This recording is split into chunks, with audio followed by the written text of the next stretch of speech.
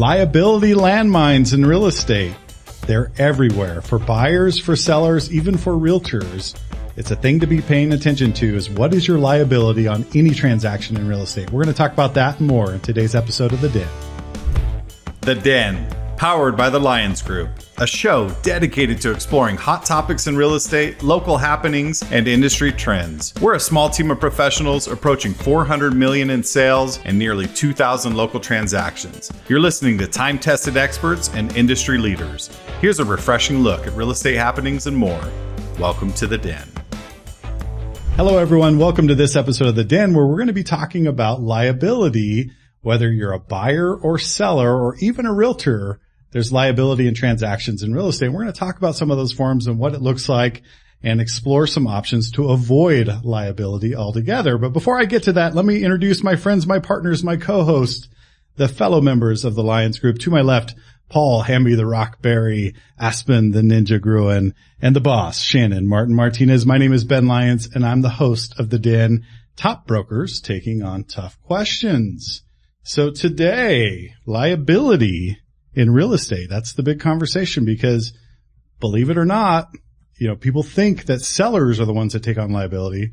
There can be buyers that take on liability as well. If they do something wrong, they do something that's unethical throughout the process, there is liability all the way around. Let's not even forget about the realtors that are involved, because that can be ugly as well if we're crossing lines. So let's talk about liability today.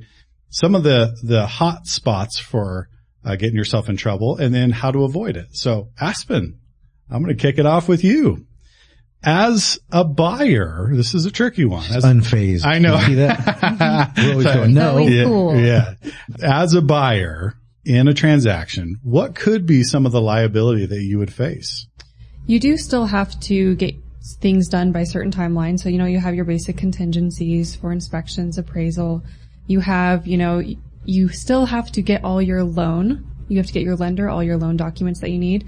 And you also could be sued for specific performance. So if you back out of the contract at the very end for no reason and you're past all contingencies, the seller can sue you for specific performance to kind of force you to buy that house. Yeah, now that's an uphill battle. That's an extreme situation, but it could happen. And it has happened in the past, absolutely. It is an uphill battle to get a buyer to sue for performance from a buyer. It's less of a battle to sue for performance with a seller, because the sellers, for whatever reason, once they sign that contract, they're a little more obligated in the court's eyes than a buyer, right? But that's a fair point. So let's talk about other forms of liability for a buyer. Do you think a buyer could be liable if they actually have to sell a home before they buy a home and they don't disclose that? Oh, yes. Yeah. I think that's called fraud. Yeah. That's the legal term for That's the legal term. So yeah. We're not much for legal jargon here in the Den, but yeah. So if they do something fraudulent in that, I mean, what are some of the other instances you could think of where a buyer really should have put some more cards on the table and they felt like maybe it was marginalizing their ability to negotiate, and we're standing back and going, no, that's fraudulent. So can you think of any other examples there? I think that would be kind of one of the more extreme ones. If you had to sell anything before putting an offer on the property and maybe it was already under contract and you're like, oh, it's definitely going to close, so I'm just not going to put it on there. That is not only fraud, it's very unethical because you're not allowing everyone to make an informed decision on what they would like. So I think it'd be better if you just say, you know what, we're under contract on the property, we're closing on this date. We're through this, and this, and it's looking really, really good, but just want to let you know. I think that would probably be one of the extreme cases because let's say you don't have the funds or you spend your your down payment money, your lender is going to catch that and you're just not going to be able to buy the house at that point. But if you're actually intentionally hiding something, I think that would be a much bigger red flag than accidentally spending your down payment money on something. Yeah, exactly. Buying a car during the process because maybe your realtor let you know or maybe they didn't know and you bought a car and now you can't get the loan. Very frustrating because I'm sure people have told you that you can't do that, but maybe you just, honest mistake, forgot. And so there's a difference between being fraudulent, just outright fraudulent, and negligence to some degree. Like negligence is, I went and bought a car, I didn't really think it through. I was negligent on thinking through the whole process, but now here we are, I can't buy your home. And there's some serious repercussions that could carry down the line to the seller. The seller's like, wait a minute, I moved out and I put offer on another property. And I've seen people too where they know that they can't purchase a car, but they got approved for $250,000 and they're only buying the house for $220,000. So what's that $30,000 difference? It makes a difference. It makes a really big difference. But I think sometimes it's more just not being educated in the process than actually being unethical and hiding things. Yeah. Mm-hmm. And for our viewers to understand, we are, as realtors, required to disclose any adverse material facts. And oftentimes people associate that with just the seller. Like, hey, I've had mold in my crawl space. I need to disclose that. Yes, that's an adverse material fact. However, there is the flip side with the buyers. I have to sell this property before buying yours. That is an adverse material fact. An adverse material fact is defined as something that would influence a buyer or seller's decision to accept a contract. And if it would influence their decision to buy or sell, then that needs to be disclosed. So it's pretty plain, pretty matter of fact. Shannon, do you want to parlay on that in regard to buyers? Any other liability that buyers may take on for inadvertent things that they do or very specific things that they do? Yeah, I think that you have the contractual obligation. You have to follow through with what you've agreed to in the contract, obviously. But I think a lot of times what people don't think about is when you're dealing with your lender, you're dealing with, there's a lot of regulation behind all that. There's a lot of things that are going to be required of you, and honesty is one. And sometimes some of the pitfalls that buyers fall into is they don't fully disclose maybe to their lender some things. And, you know, loan fraud is regulated very heavily. So I think sometimes people take that for granted. They don't really know what they're getting themselves into. You know, you need to be very transparent. You could really open yourself up to liability. Understand that your lender's probably going to find out everything anyway, so there's really no reason in holding anything back or hiding it. But I think that's one of the places that buyers can really get themselves in trouble. You can get yourself in trouble contractually with your seller by not performing, obviously, and not following through. Maybe it costs you more money if you don't hit a deadline, things like that. But I think where they can really, really open themselves up for liability is not being really honest with their lender. I think that once you've crossed that line, when you think, oh, well, you know, I make this much instead of this much, or they don't disclose that they maybe pay child support. Well, it's not legally. I just pay it to her every month and I have for 6 years. Okay, then it's your obligation. Yeah. You know, there are a lot of things that I think buyers don't really think about when they're filling out those loan documents, but there are repercussions to them. Yeah. You have to be very transparent. You have to be super transparent because we've had situations where buyers have changed jobs in the middle of a transaction. And maybe they went from something in the medical field or healthcare field to oil and gas. And it's not the same industry. And so the lender cannot treat the income the same because you don't have a track record there. So there's some gaps there. And the lender may have said, hey, we've got a problem here. And the buyer's like, no, I'll just go to a different lender. And so what happens is you get this trickle down effect, right? So these things start falling and this lender goes by the wayside because they can't help them. And the buyer's scrambling to get a new lender. The buyer's broker or buyer's realtor doesn't disclose to the other side that this is going on. Now all of a sudden you have liability with the buyer and the buyer's realtor because the seller has moved out. They've taken this offer. They've put money down on something else. It's caused them harm. Paul, speak to that a little bit. As far as a realtor is concerned, where is your line in your mind when you need to go, oh, wait a minute. We got to disclose this to the other side.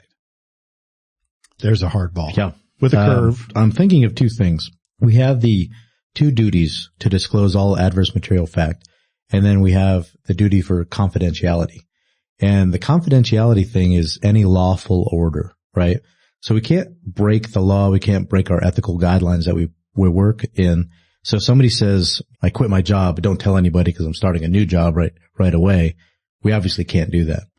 So I think for me, I decided a long time ago, and our broker before moving over here to RE/MAX, when I first started, drilled into our heads, avoid liability. Everything you say can be used against you later on.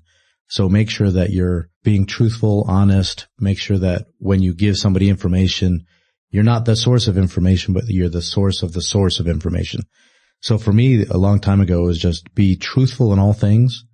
And then I'm not the expert in anything, so I'm going to direct you to an expert. Yeah. So the source of the source. So in your mind, if someone says, hey, let's not tell the other side about that, I'm assuming that's an immediate red flag.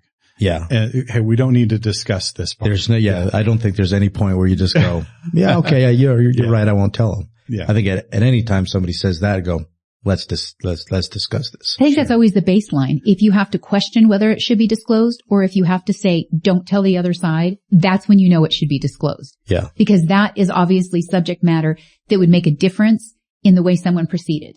And that should always be disclosed. Yeah. Cause as soon as I always think that as soon as we don't tell the other side something material, they're spending money that they may not have otherwise spent.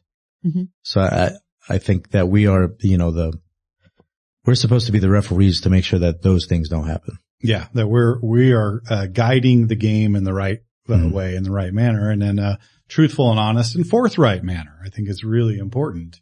Aspen, when you have a situation where someone says, we don't need to talk about this with the other side, I'm assuming that's a red flag for you as well. But what do you do? And how do you handle a conversation like that with your buyer? I'm just a pretty blunt person. So there's things that I'm not going to tell. I'm not going to tell any of your private information. I'm not going to say anything personally.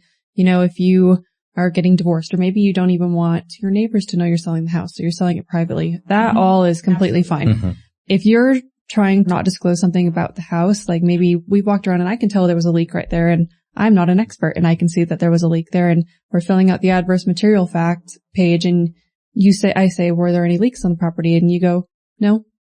I'm going to say right then and there, okay, well, what about that one? And they're like, oh, but it was repaired. I'm like, okay, well, we still need to disclose it. And if you don't disclose it, I do have to. So I just tell them up front. It needs to be. Yeah. And I also do the whole, disclosure at the very beginning whenever we're filling this out is if anything's been wrong with the house, if you've ever done an insurance claim, if you have anything, just be upfront, because actually buyers really like that. Oh, yes, this was wrong, but we fixed it. Mm-hmm. I think that looks a lot better than just a blank property disclosure sheet with nothing on it. I think that makes buyers say, you've lived here, or you've owned this for 20 years and you don't know anything about it. Never done anything here. Well, and then there's a red flag. The buyers are never asking, what else is the seller hiding from us? Mm-hmm. Cause they can see leaks too. Exactly. Mm-hmm. So that's where you stare at someone and say, don't look up, don't look up. Yeah. So has there been any leaks on the property? None that I know of. Not that I know of, no. I do the walkthrough with them too before we do anything, and I say, what's that? What's that? Did you do this? Has this happened? I just ask questions, and then whenever we're filling out that form and they go, no, I'm like, oh. Yeah. But you already told me. Yes, that's right. That's right. See, as realtors and as we become further and further and seasoned in our careers, we start to understand the games a little bit more. And sometimes we do have to work it out of a seller specifically, because not only for our sake, reliability's sake on our side, but for their sake. Like, you don't want to take on liability down the road. And I always see us as a team. Like, look, I don't want to be in this basket with you if you're not being forthright and upfront with me, because I'm doing everything I can to shield us from liability. I would rather hit these things transparent and right up front and have these conversations and have written record of it. Mm-hmm. Because that's really important, because gosh, you sleep one or two nights and you forgot what you said to who. And in a court of law, 2 years later, that doesn't fly. So what are your thoughts, Shannon, on when you're talking with an owner and they say, well, that's been taken care of, we don't need to talk about that. How does your conversation go? I mean, is it case by case? Is it something small? No, I think that if there's something significant there, whether they think it's important or not, it does need to be talked about. It does need to be put down in writing. It needs to be told to the buyer, because it probably isn't a big deal. But that's for the buyer to decide. That's not for the seller to decide. And that's not for us to decide if it's going to be important to a buyer or not. That's not for us to decide. I think another thing that sellers don't think about a lot when they talk about liability is not just being honest with your property, but, maybe a lot of us are handy. We do a lot of stuff around our house too. So I'm not criticizing this, but there's a lot of times where, maybe the buyer needs a little electrical work done and the seller says, I can just replace all those GFCI. Okay. And maybe he can't. And it's probably not a big deal. Buyer agrees, seller agrees, not a problem. But consider, to lower your liability, would it be that bad to spend $300 on an electrician to come over, have a professional do it, have the documentation, walk out of that house, and if that socket pops and burns up in a week, it wasn't because of you. It wasn't your problem. And sometimes sellers want to limit their expenses so much they forget about the liability aspect. Yeah. You're selling a very large product. Expect that you might have to get a few professionals involved. You might have to get that electrician, or you might have to get a roofer. You can't do everything on your own. Even if you can do it, would you want your liability covered? Would you want to shift that liability to someone else, I should say? Yes. Because I would much prefer a roofer go up and fix that little leak than say, you know what, my husband put a little bit of tar on it. It's all good. And 2 weeks later, we have a big storm and the roof falls in on that side and they're coming back after me because we didn't fix it properly. Well, we weren't equipped to fix it in the first place. Yeah. You know, but we thought we could do it. And even if you have good intentions, I'm just saying a lot of times people don't consider shifting that liability to someone else. The cost a lot of times is worth it. Yeah, that's a very fair point. We have an instance right now we're dealing with that, we actually had a home on a crawl space and a termite inspector went out and found 2 boards in the dirt that was holding up a PVC pipe. And he pulled it over and he said, look, there was evidence of termites in these boards at some point. It may have been 10, 15 years ago. It may have been yesterday. We don't know. But there are no other termites on the exterior of the property. I can't see any other evidence of termites. And that deal fell apart. Now, the question is raised now, do you go ahead and remove the boards and have a new termite inspection done? And we talked about this, right? And then you get a clean bill of health, right? So we're going to go, in this particular instance, we're going to have the boards removed, have a new termite inspector go out and do the termite inspection. However, here's the caveat. I told my seller I am disclosing the previous report that was just done. Absolutely. Just because they are not in the house, we did get a positive termite report just a few weeks ago. And we have to make that information available because to your point, Shannon, when we were talking about this was, well, yeah, they may not be in that board, but they were near the house at some point, right? And a buyer that would be an adverse material fact. So I think hitting that right up front versus not saying anything and the guy hires that previous company to come out and spray for bugs and they say, oh, by the way, did you know you had a positive and you never treated your house? Right. Right. That would be information that would affect me as a buyer. I would want to know that information. So that's really the acid test, right? Is it something that you would personally want to know? And if you're having to question that, then go ahead and disclose. What are some of the things you've seen, Aspen, over the years where people tried not to disclose and you had to call them out on it? Or do you have any examples or stories you can share with us? I work with a lot of investors and it just drives me absolutely crazy whenever they've flipped a house and they say, nope, don't know anything about the house. I've never lived in it. I can tell you from personal experience, I've lived in my house and known less about it than whenever I flip a house. That's right. You know more.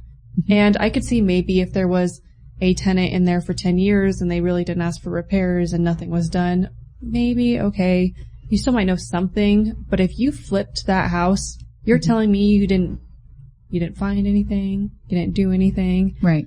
No way.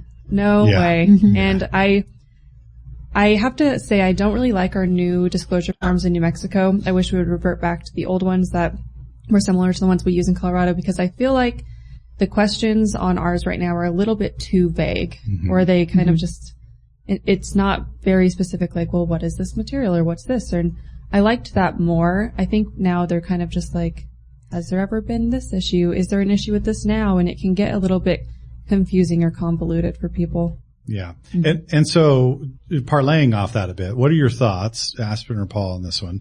Let's say there was a roof leak in the past. A couple years ago, it was remedied. There was a little bit of mold. It was taken care of. Is that something that you need to disclose, or is that something that, hey, it's been taken care of and it's been a couple of years?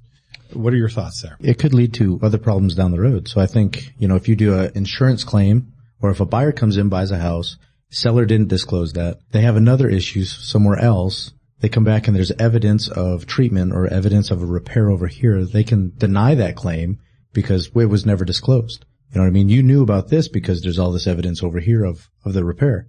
So I think even if it was repaired 10 years ago, it's best just to put everything down, let the buyer and their insurance company, their contractors, whoever it is, deal with it once they get in the house. And I think buyers are a lot more forgiving than we give them credit for. Sellers sometimes want to hide things because they think it's going to hinder a sale. But the truth is I think buyers understand that, if the house has been there for 30 years, at some point they've had a leak. At some point they've had an electrical problem. At some point they've had flooding in the yard. At some point they've had something happen to that house. And they understand that. And as long as it's been cared for along the way, they feel better about that, knowing.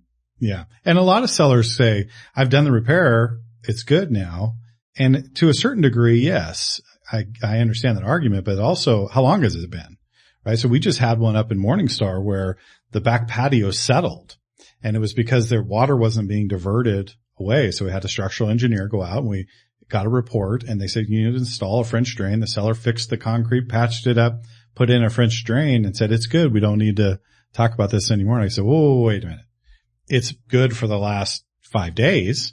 Have we had rain yet? We haven't had rain yet. Like, we need to disclose this to a buyer because they may be totally good with it based on the report and the repairs done. But if you don't say anything and then a year from now this happens and they start, exploring what's going on, you're going to be on the hook and I'm going to be on the hook, and I don't want to be on the same hook. So let's make that extra disclosure. So I think at a certain point too, if you did do a repair and it's been enough years and they did do a report and everything came back clean, then are you off the hook for disclosing that if it's been 5 or 10 years?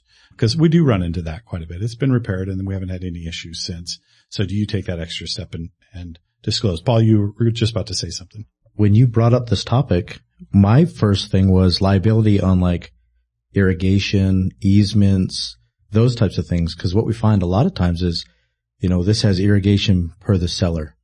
And then if it's incorrect or you can't, or, the covenants say such and such and we don't do our due diligence and somebody's incorrect when they give information out like that, the liability, you have a good story about that out on La Plata that, all of a sudden somebody's on the hook to fix this, to remedy this situation. So when we give out information, whether it be on if horses are allowed, if animals are allowed, when we put that out in our advertising, we are taking on huge liability if we're incorrect. Mm-hmm. So anytime anything is put out there, you have to have it verified. That's why I've never put per seller anywhere. If we have irrigation, I have documentation, or I don't put it on there. Mm-hmm. Yeah, absolutely. It's a great point. What about some other areas of liability on buyer, seller, or realtor side? What are some thoughts there? Aspen, we've dealt with enough deals. We know that, realtors can make misstatements.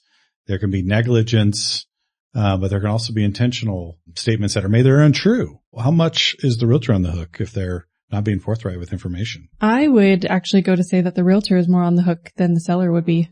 I think if you say something, you're expected as a professional that's doing this day after day after day to have some kind of documentation about it. And not only you, your brokerage is just as responsible as well.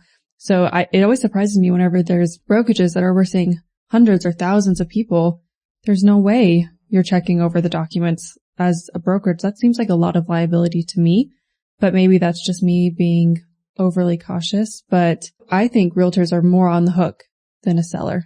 Yeah, because they're ultimately, I think the buck stops with the realtor because we are the experts and we are charged with navigating this process and making sure our people are truthful and forthright. And we have the big insurance. Yeah, we do have the big insurance. So when the lawsuits do come out. Everybody. Yeah. I had a weird one where I was representing a buyer and they were actually just looking at a house.